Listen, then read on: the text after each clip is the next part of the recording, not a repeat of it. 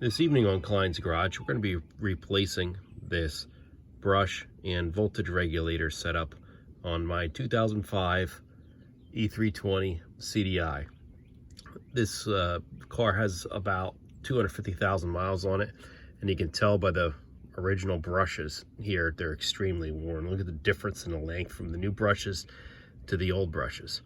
So what happens, the brushes get worn down and there's enough spring tension to apply pressure on the commutator in the alternator,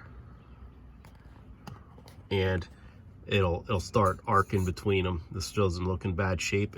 As soon as it started acting up, I stopped driving the vehicle because I didn't want to burn that up. If yours is really black, you can turn the alternator and just use some Scotch-Brite to clean off the carbon, and it'll probably be okay. So the other option is replace the entire alternator. I'm definitely not doing that. 60-70 bucks, I can put the new regulator brush setup in. I did the exact same thing on my wife's vehicle. Hers went around 250,000 miles as well. So this is the replacement one, the replacement part.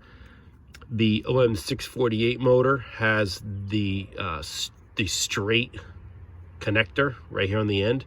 There is a model that comes straight out. You cannot use that because the turbo charge piping will be in the way. So it took a little bit of finding for this, but found it. That's what it looks like. I bought this on partsgeek.com. I think it was like, I don't know, 70 bucks shipped or something like that.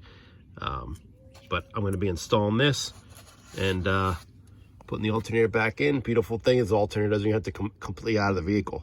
You just unbolt it, drop it down, remove the old regulator brush setup, put the new one in. So, as always, have fun, stay safe, Mock Scoot.